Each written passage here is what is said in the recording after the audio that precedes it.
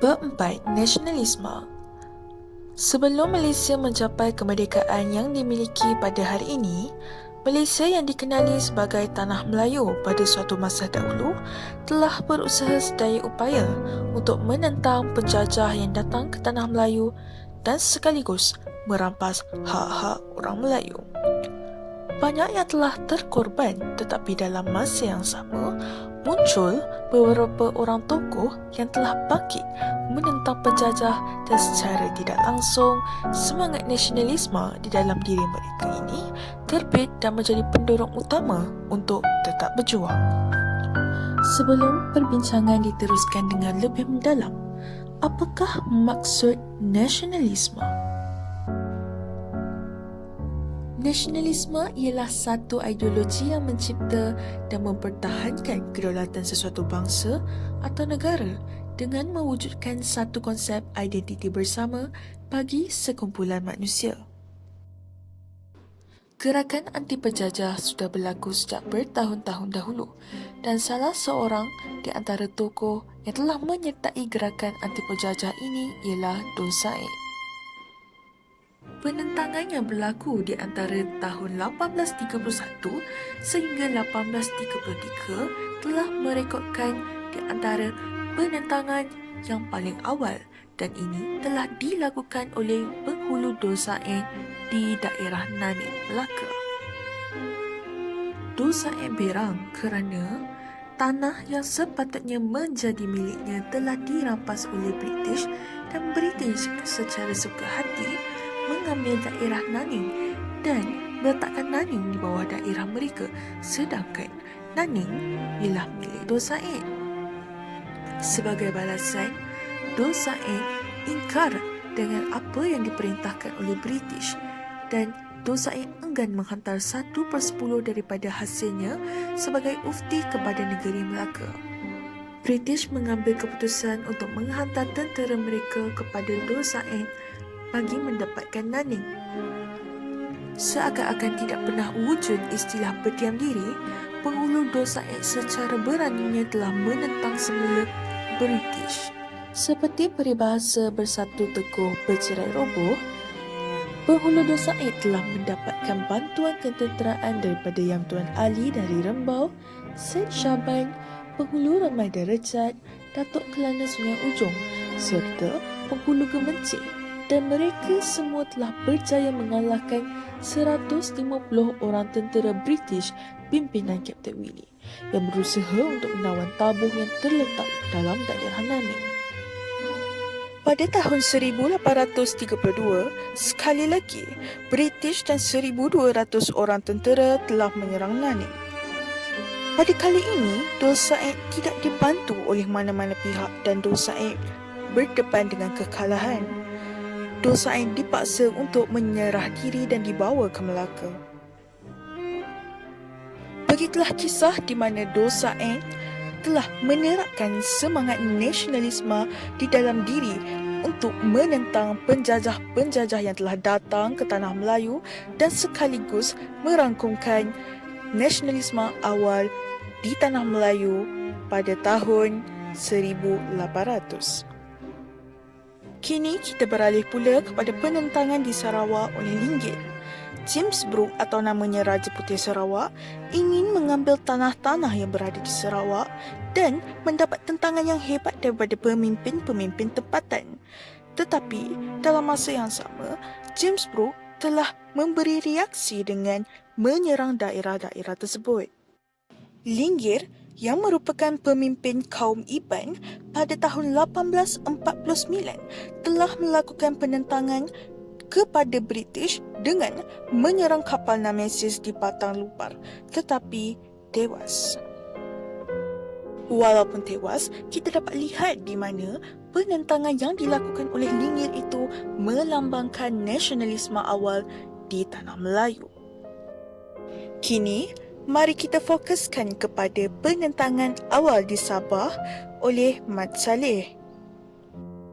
Penentangan terhadap syarikat Borneo Utara British dilakukan oleh Mat Salleh akibat kedudukan dan kawasan yang dimiliki oleh Mat Saleh iaitu di Tambunan dan Sungai Sugut telah diambil oleh SBUB. Dan SBUB telah meletakkan sistem cukai kepala dan surat perahu kepada penduduknya. Mat Saleh telah mengambil keputusan pada tahun 1895 untuk berbincang dengan syarikat Borneo Utara British, tetapi langsung tidak dilayan. Malah, Governor Beaufort telah membakar kampung Mat Saleh. Mat Saleh telah melarikan diri, tetapi pada tahun 1897, Mat Saleh kembali dengan menyerang secara mengejut kubu syarikat Borneo Utara yang terletak di Pulau Gaya. Akibat serangan mengejut yang telah dilakukan oleh Mat Saleh terhadap Pulau Gaya, pelandamai telah dilakukan oleh syarikat Borneo Utara British kepada Mat Saleh, tetapi malangnya mereka telah ingkar. Perang sekali lagi berlaku, tetapi pada kali ini Mat Saleh tewas dan telah mati pada tahun 31 Januari 1900. Di Perak pula, penentangan awal telah dilakukan oleh Datuk Maharaja Lela terhadap JWW Bush bersama-sama dengan pembesar-pembesar yang lain. Terdapat 5 sebab utama mengapa para pembesar melakukan penentangan di Perak. Pertama, Residen telah mengingkari fungsinya di dalam Perjanjian Pangkor 1874. Yang kedua, para pembesar telah menolak sistem cukai. Ketiga, para pembesar menolak penguasaan terhadap tanah ataupun kawasan yang dimiliki oleh mereka. Keempat, mereka menolak campur tangan British dalam adat resam orang-orang Melayu. Dan yang terakhir, JWW Bush tidak tahu berbahasa Melayu dan tidak hormat akan sistem sosial tempatan. Datuk Maharaja Lela telah dihukum gantung akibat membunuh JWW Bush. Tidak luntur walau sedikit pun semangat nasionalisme di dalam diri Datuk Maharaja Lela walaupun dikenakan hukuman gantung oleh Raja Idris. Kita bergerak pula ke Negeri Sembilan. Tokoh nasionalisme awal di Negeri Sembilan telah dilakukan oleh Yang Tuan Antah Sri Menanti dan Datuk Syahbandar Sungai Ujong atau nama lainnya Abdullah Tunggal. Kedua-duanya telah menentang kemasukan British di Sungai Ujong. Malah Datuk Syahbandar Sungai Ujong enggan menandatangani perjanjian dengan British pada 21 April 1874.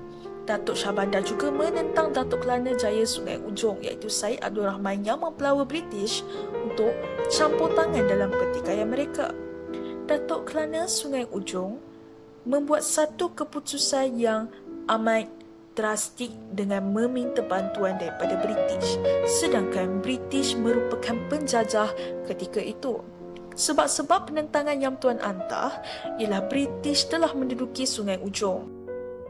British juga telah menyokong Datuk Kelana menduduki Teraci dan Paroi. British juga menawan Bukit Putus, Jempol dan Teraci, dan pada tahun 1888, Yang Tuan Antah telah mendatangi perjanjian damai. Walaupun penentangan di Negeri Sembilan tidak se-ekstrim di negeri lain, tetapi semangat nasionalisme awal tetap dapat dilihat di dalam tokoh-tokoh yang telah dinyatakan. Di Pahang, Datuk Bahaman merupakan tokoh nasionalisme yang paling menyerlah. Sebab utama bagi Datuk Bahaman untuk menolak penguasaan British di Pahang lah kerana Datuk Bahaman tidak bersetuju dengan pelaksanaan undang-undang British yang bertentangan dengan adat resam dan sistem politik tempatan seperti sistem kehakiman, pemungutan hasil tanah, sistem cukai serta penubuhan pasukan polis luar. Ini adalah kerana undang-undang tersebut telah menghakis kuasa Datuk Bahaman sebagai orang kaya setia perkasa pahlawan semantan. Penentangan Datuk Bahaman dapat dilihat seperti yang berikut. Pada tahun 1890, beliau telah melakukan penentangan pembinaan Balai Polis Lubuk Terua iaitu di kawasan pengaruhnya. Pada tahun seterusnya, beliau telah menentang British kerana menangkap anak buahnya. Dan pada tahun 1892, Datuk Bahaman telah menyerang dan menawan 10 Lubuk Terua dan seterusnya menyerang dan menguasai Kuala Tembeling dan Jeram Ampai. dan terakhir pada tahun 1895 akibat tekanan British, Datuk Bahaman telah berundur ke Kelantan. Semangat nasionalisme yang telah ditunjukkan oleh Datuk Bahaman haruslah diterapkan di dalam diri masing-masing. Tepuk dada, tanya selera. Tokoh nasionalisme awal di Kelantan pula telah dilakukan oleh Tok Janggut. Tok Janggut menolak penerimaan British kerana British telah melaksanakan sistem penasihat serta memaksa Tok Janggut untuk menerima pakai sistem cukai. Akibatnya, Tok Janggut enggan membayar cukai.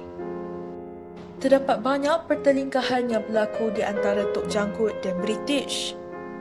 British telah memulakan serangan pada bulan Mei 1915 di Saring dengan menggunakan kapal HMS Cadmus.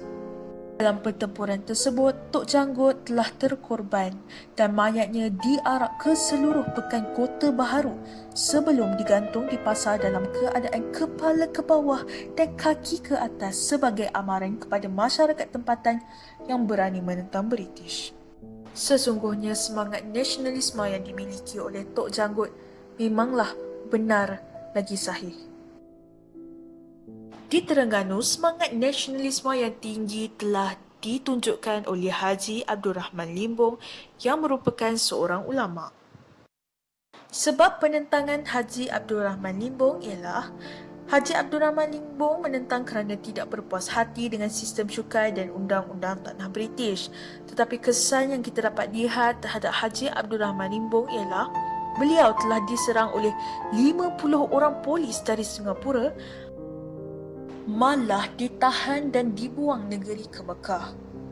Semangat nasionalisme dapat dilihat di dalam diri Haji Abdul Rahman Limbong bersama-sama dengan penduduk kampung apabila beliau telah mengetuai penduduk kampung membersihkan tanah di Kuala Telembung tanpa menghiraukan peraturan British. 300 penduduk kampung berkumpul dan membuka tanah milik Tengku Nik Maimunah. British yang licik telah menggunakan pelbagai cara untuk mengalahkan Haji Abdul Rahman Limbong bersama dengan pengikut-pengikutnya. Walaupun tentangan balas yang telah dilakukan oleh Haji Abdul Rahman Limbong tidak berjaya, tetapi semangat nasionalisme yang telah dititipkan di dalam diri dapat dilihat dan menjadi satu tauladan buat kita pada hari ini. Di Selangor pula, tokoh yang telah menunjukkan penentangan terhadap kuasa luar merupakan Raja Mahdi.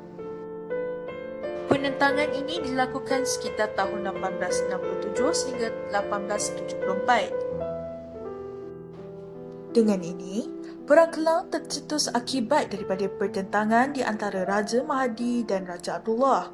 Perang Kelang semakin meruncing kerana Raja Mahdi tidak bersetuju dengan pelantikan Tengku Kudin sebagai Viceroy Selangor. Maka, Raja Muda bangkit menentang Tengku Kudin yang mendapat bantuan daripada Yap Ahloi. Tengku Kudin telah memohon bantuan British untuk menghapuskan Raja Mahdi. Raja Mahdi diserang oleh British kerana kononnya telah terlibat dengan kegiatan lanun. Raja Mahdi telah berusaha sedaya upaya tetapi penentangan yang dilakukannya tetap gagal.